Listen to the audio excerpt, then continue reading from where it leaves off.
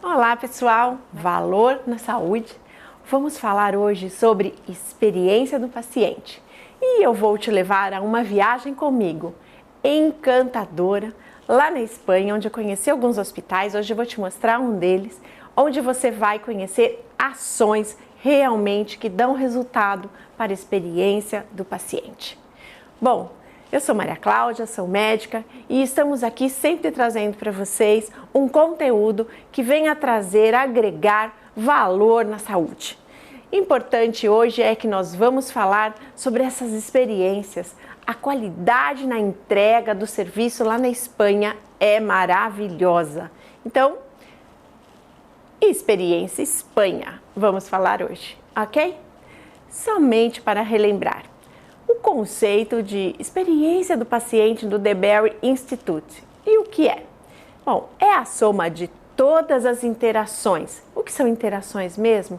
Todos os pontos de contato, que sejam com pessoas, processos e até mesmo no ambiente. Moldados através da cultura da organização, que tem a ver com a sua missão, visão e valores, que influenciam o que? A percepção do paciente. Tudo que você é tudo que você pode entender daquilo que ele percebe. É a percepção entendida, é aquilo que ele vai levar de lembrança na sua mente, no seu coração. E através da continuidade do cuidado. A continuidade do cuidado, ela é o antes, o durante e o depois. Bom, esse hospital que eu vou mostrar para vocês hoje, ele se chama Hospital de Guadarrama. Guadarrama, ó, tem uma foto aqui para a gente ver. Essa aqui é a estrada indo para Guadarrama. Saímos de Madrid e fomos a 53 quilômetros de distância de Madrid para chegar na cidadezinha de Guadarrama. Bom, o hospital ele foi fundado em 1934.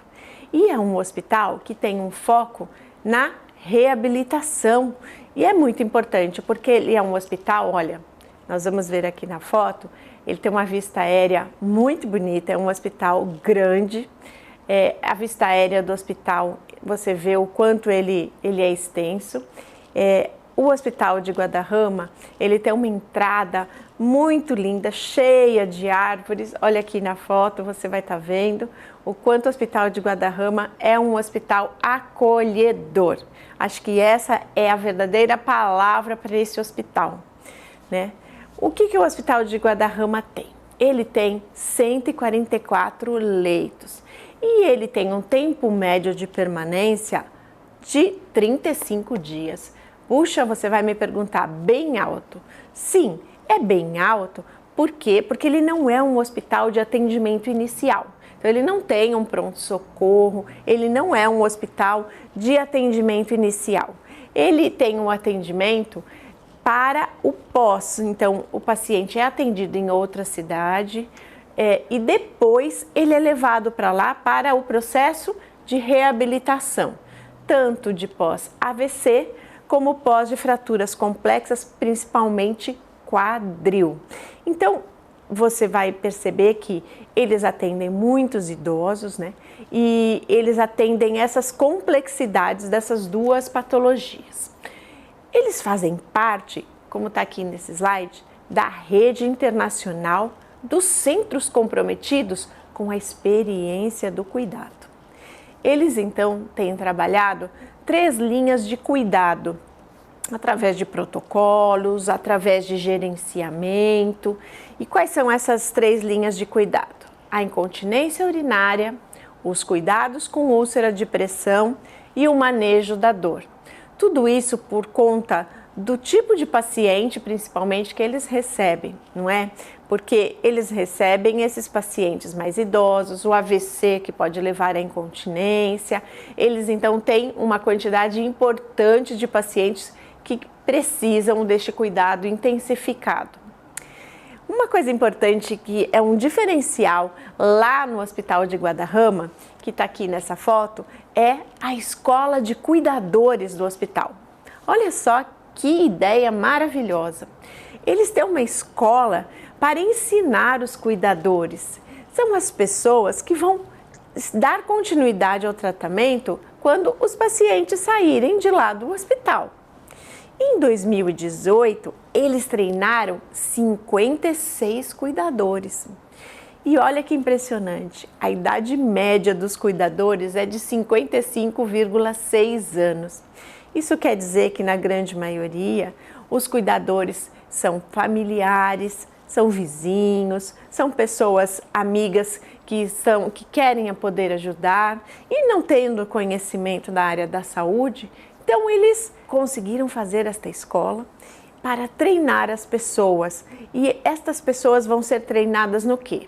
No manuseio de estomias, nos cuidados e nas prevenções de queda, orientações nutricionais e cuidados com os membros paréticos dos pacientes após um AVC que ainda não tiveram a sua reabilitação total.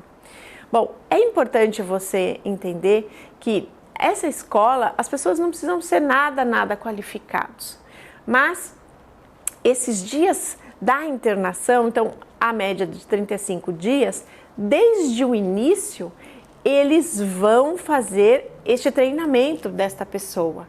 E o que é muito importante é saber que essas pessoas vão estar ali um tempo na escola e um tempo com o seu familiar, com o seu vizinho, enfim. Então, eles vão trazer esta pessoa para dentro do hospital e já vão estar instruindo para alta, ok? Bom, se a pessoa não precisar de um cuidador, ela vai... o que o hospital faz? Eles realizam uma comunicação com a enfermeira lá do hospital, do hospital para uma enfermeira do posto próximo aonde esse paciente mora. Então, mesmo que ele vá sair de alta e não precise de um cuidador, eles vão realmente trocar as informações desse paciente, passando todas as necessidades, as atividades que ele já está fazendo e aí o que eles vão ter que realizar. Enfim, eles vão dar continuidade ao tratamento do paciente, acompanhando no pós, a hora que ele sair do hospital, para que ele tenha o quê? O contínuo do cuidado. Então, como a gente disse, a experiência toda, ela é antes, durante e pós. Então, a gente não pode esquecer o quanto a gente precisa englobar o cuidado pós-alta, ok? Bom, o treinamento, como eu disse, vai durar o tempo da internação que o paciente estiver lá. Mas, eles têm também uma plataforma online, olha só que bacana, que é gerida por um enfermeiro do hospital. E com isso, também pode ocorrer sessões em grupo, porque o cuidador, ele tem um risco de sobrecarga. Então, eles fazem sessões em grupo para os cuidadores. Então, mesmo que ele já esteja em casa, existe um link, né, com o hospital através de uma plataforma online. Eles realizam uma entrevista com esse cuidador para que eles possam, através da escala de Zanet, conseguir determinar qual vai ser o grau de sobrecarga que o cuidador vai ter. E para isso, eles vão ter que se programar, vão ter que fazer uma forma em que existam os momentos de descanso, de alívio do cuidador.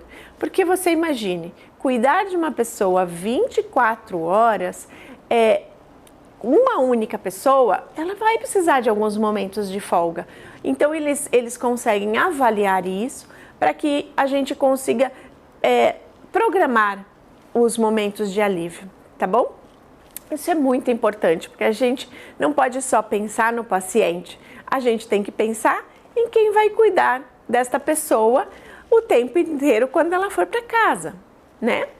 O Hospital de Guadarrama, ele tem uma infraestrutura e muitos materiais muito importantes que são iniciativas de humanização. Então, o paciente, nesses 35 dias, ele não vai ficar só lá dentro do quarto. Então, você vai ver agora, aqui nós temos o jardim. Olha só o tamanho do jardim para o banho de sol, aonde eles podem receber visitas. Diariamente lá eles podem ir, se eles já estiverem numa condição que eles podem ser levados ao banho de sol, eles têm esse jardim maravilhoso. Além do jardim, que são aí que você está vendo que tem mesas e cadeiras, eles têm um jardim terapêutico. E o que é o jardim terapêutico? É um jardim em que eles vão, de uma forma bastante segura, propiciar que o paciente possa estar deambulando. Então, eles têm, está aqui para vocês verem, barras laterais, eles têm demarcações no chão com as metragens que vão sendo percorridas e é um espaço muito agradável. Vou dizer para vocês que eu andei esse parque terapêutico todo e ele é muito acolhedor, porque eles têm árvores lindas, as folhas são maravilhosas, flores muito bonitas. Então, é um lugar que vai trazer realmente um estímulo para que o paciente queira deambular. Uma outra ação que eles têm é uma sala grande de jogos com tabuleiros, que tem vários tipos de jogos para o paciente estar ali sendo estimulado. Eles também têm uma academia. E olha que bacana, a academia é de uso livre. Vocês estão vendo aqui que é um espaço grande, bastante confortável e os pacientes podem ir lá a hora que eles quiserem. Uma das coisas mais bacanas que eu vi lá, e eu vou mostrar para vocês agora, são um sistema de segurança suspenso em que existe acoplado a isso um videojogo Wii. Então, o paciente ele é colocado como se fosse um suporte e os suportes ficam no teto, como vocês estão vendo aqui, e ele pode andar com segurança, ele pode se movimentar com segurança. Então, quando ele for jogar, ele não vai ter riscos. Por quê? Porque apesar de muitas vezes ele ainda não estar 100%, através do jogo ele é estimulado. Então, com isso, é um sistema muito interessante para iniciar exercícios de equilíbrio e retorno à deambulação, tanto no paciente no pós-fratura, pós-cirurgia de quadril, quanto no paciente com AVC, que atingiu um dos membros inferiores. Então, isso aqui eu nunca vi em lugar nenhum hospital eu vi esse sistema parece um guindaste, né? Mas é um sistema de segurança para o paciente. Um outro equipamento, este equipamento que nós estamos mostrando aqui agora, é um equipamento de reabilitação, onde o paciente se senta, o braço ou direito ou esquerdo, ele para movimentar a mão, para movimentar o braço, ele faz como se fosse um braço mecânico. E com isso, na frente dele tem um computador ligado e ele vai tendo que, através deste aparelho, clicar nos lugares, estimulando também que esses jogos eles são bastante interativos, né?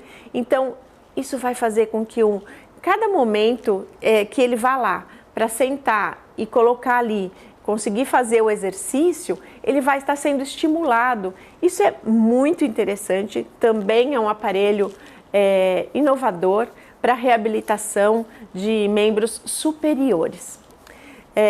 Neste outro local aqui, você ensina novamente o paciente a fazer os movimentos. Olha só que interessante. Eles pegaram um painel e colocaram as coisas que o paciente realiza no dia a dia.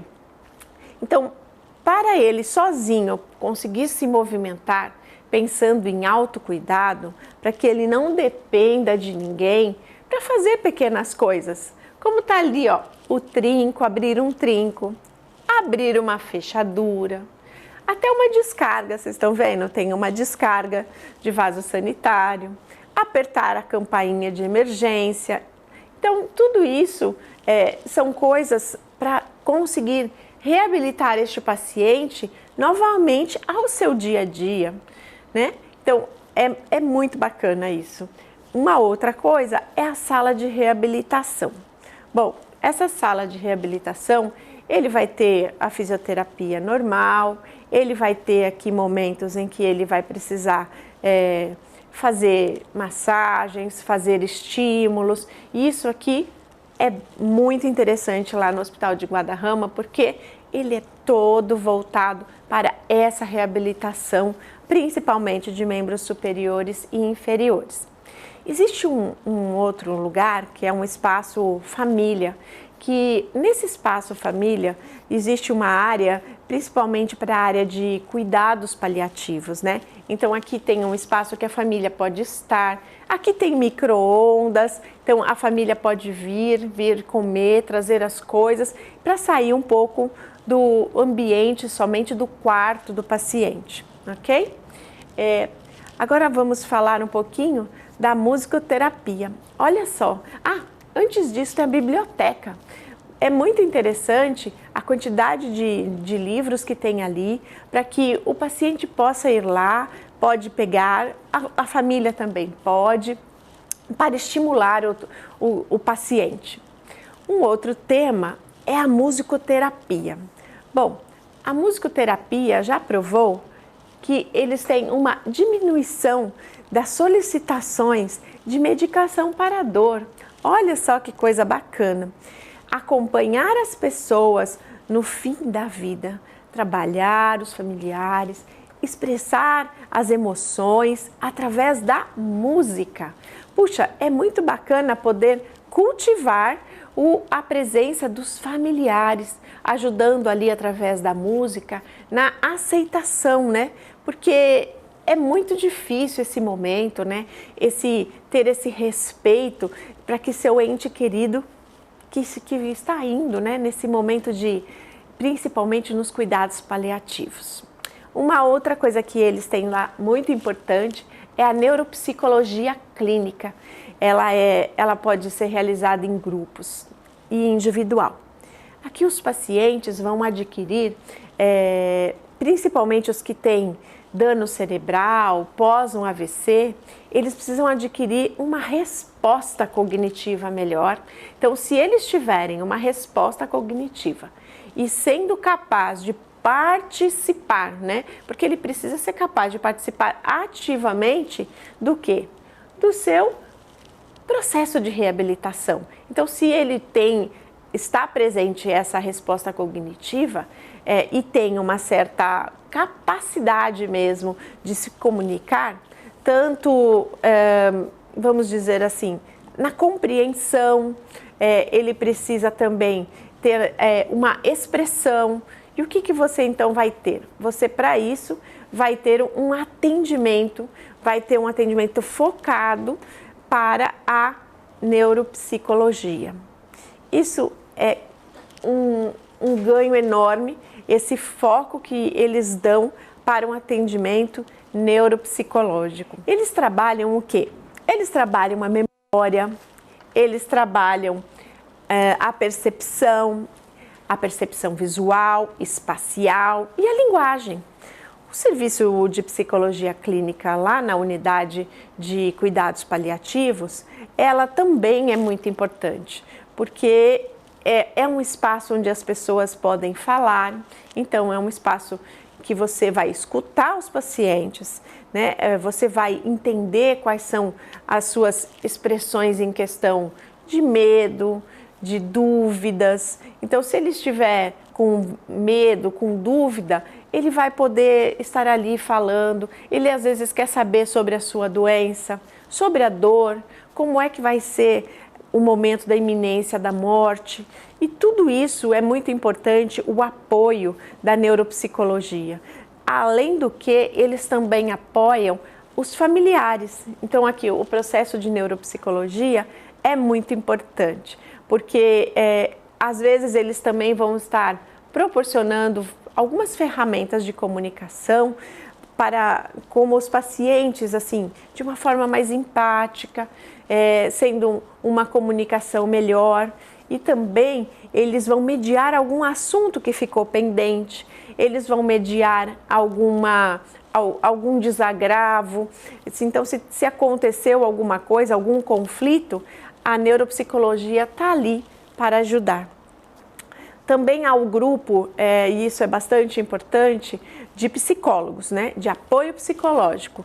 E o apoio psicológico, ele proporciona, então, um espaço para que também os pacientes, né, venham ali trocar experiências uns com os outros, porque eles colocam as pessoas que têm o mesmo diagnóstico, né, diagnósticos parecidos, então eles vão estar trocando experiência um paciente com o outro, e isso traz apoio emocional, traz informações, incentiva os sentimentos de autoconfiança e até mesmo de controle emocional e de autoestima, porque eles podem colocar ali pessoas que vão estar ajudando mesmo, falando que pode estar num momento já mais avançado, com uma reabilitação melhor, e aí vai estimular aquele paciente que chegou há menos tempo a também se manifestar assim, ok? O uso de mascote é uma coisa muito bacana lá. É a visita do seu cachorrinho ou do seu gato. O paciente precisa ter aquele mascote há mais de um ano em questão de todas as vacinas. Por quê? Porque precisa da carteira de vacinação do pet estar completa, ele ter tomado todas as vacinas, e isso só acontece após um ano. Então, o pet precisa estar há um ano com o paciente, ok? Em uma pesquisa, o que eles perceberam? A Fundação Affinity, em 2014, percebeu que 31%, olha só, 31% das pessoas considera o seu pet mais importante do que a companhia dos seus amigos. Então, para 31% dos pacientes, a companhia do pet fica muito, muito, muito relevante, até mesmo ali no momento de reabilitação. Ele recebe a visita do seu pet naquele jardim que a gente mostrou, o seu pet vem ali, ele pode ficar com ele, brincar, é muito interessante. No Hospital de Guadarrama ainda tem um agravante, que o paciente ele não estava internado só ali no Hospital de Guadarrama, ele já tem um precedente que ele foi operado em outro lugar, então o atendimento dele inicial pode ter durado 5 dias, 10 dias, e aí ele tem mais 30, 35 dias em Guadarrama, então você imagine o tempo que esse paciente ia ficar sem ver o seu pet. Então, de uma certa forma, isso faz com que eles tragam o seu pet para dentro do hospital, e aí ele ficará muito feliz, muito contente, e teve casos lá dos pacientes até deambularem, iniciarem novamente o processo de deambulação junto com o pet quando veio vê-lo. Bom, isso tem um outro estudo também em 2005 que constatou que a companhia do mascote, olha só, ele se chama Geoffrey, ele constatou que a companhia do mascote leva a uma melhora nos casos de depressão e nos sentimentos de solidão. E também não podemos esquecer que o pet vai estimular realmente o paciente. Ele vai estimular para que ele faça movimento, ele queira acariciar, ele queira jogar a bolinha para ele pegar, enfim, isso tudo vai trazer para ele um estímulo. Uma outra coisa, lá em Guadarrama, eles verificaram que esse suporte das vidas levou a um estado de melhora do ânimo, e isso também vai aumentar a estimulação motora. Olha que coisa interessante. Os idosos, né, eles precisam dessa estimulação motora. Então, assim como eles enxergaram uma diminuição nos parâmetros cardiovasculares, até uma diminuição da pressão arterial. Muito bom isso, não é? A gente vê tantas coisas que eles estão fazendo, trazendo aí para o paciente um conforto e uma melhora realmente significativa da sua doença. Uma outra coisa bem interessante que eles têm lá no Guadarrama é tentar diminuir os ruídos. Bom, o que eles fizeram? Eles trocaram as rodas dos carrinhos de medicação, porque durante a noite as rodinhas faziam barulho, olha só, e trocaram as rodinhas, não só dos carros de medicação, os carros de coleta de roupa suja, os carros de entrega de roupas de cama e banho, enfim, eles começaram a entender a importância do silêncio para o paciente. Lá eles têm um dispositivo no posto de enfermagem, todos os postos têm. Está aqui para vocês a foto de uma orelha. Olha que coisa interessante. É um dispositivo que sozinho vai medir os níveis de ruído. Bom, quando a orelha fica vermelha, é porque o nível de ruído está muito alto. E quando ela fica verde, é porque os níveis de ruído estão aceitáveis. Não preciso nem dizer, né, que quando a gente visitou, ficou todo mundo naquela euforia de que tinha gente de fora, que tinha gente do Brasil, e a orelha ficou vermelha, né? Todo mundo precisou ficar bem quietinho para a orelha voltar e ficar verde. Então, essas coisas em questão de ruídos, traz também uma avaliação importante para a avaliação do sono do paciente. Eles aplicam um questionário, olha que coisa bacana, eles aplicam um questionário e eles chamam a escala de Pittsburgh. Ela vai variar entre 1 e 21. Então são muitas questões que eles fazem com os pacientes para avaliar o sono e se ele for igual ou maior a 5, a qualidade do sono é ruim. E eles avaliam essa qualidade do sono questionando o seu hábito, questionando o sono, questionando se ele tem acordado várias vezes, qual é o tempo que ele realmente dorme a noite inteira ou não. Isso tudo durante o último mês. Aí eles tentam ajustar o tempo que eles vão permitir que esse paciente fique na cama, para tentar melhorar o seu nível de sono.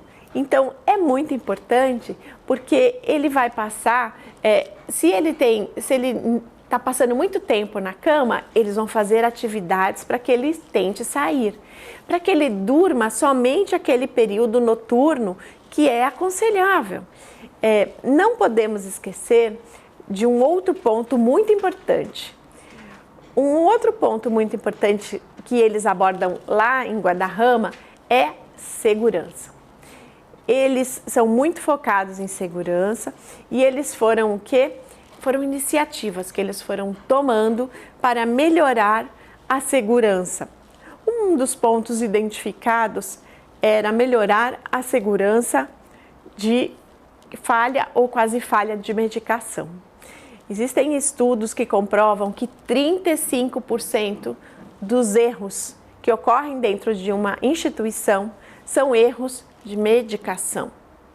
E veja, cada enfermeira leva em torno de 40% do seu tempo apenas para medicar os seus pacientes. Então, o tempo que uma enfermeira fica medicando, de todo o tempo que ela fica lá, 40% é só para medicação. Então, foi verificado que cada vez que essa enfermeira é interrompida durante o processo de medicação, vai aumentar o seu risco de erro em 13%. Puxa, 13%? 13%. Bom, quando eles são interrompidos, eles relatam que eles ficam estressados, porque se está aspirando alguma coisa, se está tentando aspirar e aí está com medo se fez, se não fez, se trocou, se tirou a agulha, se não tirou a agulha, a interrupção é muito ruim. Então, o que foi feito? Eles fizeram um experimento num hospital que eles usavam um jaleco vermelho, escrito pare atrás, como está aqui, e eles conseguiram uma redução entre 35% e 50% das interrupções que as enfermeiras ou os farmacêuticos sofriam enquanto separavam ou preparavam as medicações no hospital, lá no Hospital de Mataró. E esse foi um projeto piloto realizado em 2017. E aí, em julho de 2018, o Hospital de Guadarrama implanta o uso desses jalecos com o stop, com o pare, né, para a ferramenta, como uma ferramenta de segurança quando os enfermeiros estão realizando a medicação. A gente está vendo aqui que a gente enxerga as pessoas fazendo a separação da medicação. Isso aqui não é só para enfermeiro, eles usaram esse projeto também para farmácia, enquanto o pessoal de farmácia está separando a medicação, também não pode ser interrompido. E no próximo, vocês vão ver uma enfermeira com no carrinho de medicação, em que ela também está com esse jaleco para não ser interrompida. Em julho de 2018, o Hospital de Guadarrama, então, implementou o uso desses jalecos como uma ferramenta de segurança quando o enfermeiro estiver realizando o processo de medicação, para que ele não seja interrompido. Você vê que é um dispositivo muito tranquilo, é uma ferramenta muito fácil de ser utilizada e não tem custo nenhum, e nós ficamos ali vendo tudo isso. Não podemos esquecer que uma outra coisa muito importante é o comitê de qualidade percebida pelo paciente. Então, lá eles têm esse comitê de qualidade percebida, eles avaliam o quanto o paciente entende e enxerga as ações que o hospital faz para o seu bem-estar. Então, além de tudo isso, temos também um processo de desenvolvimento, todo esse processo de desenvolvimento de linha de cuidado, como a gente falou, eles focaram nessas 3 linhas de cuidado, de processos seguros, tudo isso para trazer uma qualidade de entrega. Bom, eu hoje vou ficando por aqui. Esse foi o Hospital de Guadarrama, um lugar maravilhoso, uma experiência maravilhosa. Quero te convidar para você deixar o seu like aqui, para que esse vídeo possa ser impulsionado e visto por muitas pessoas. Mande as suas dúvidas para nós. Estamos aqui, valornasaude@gmail.com.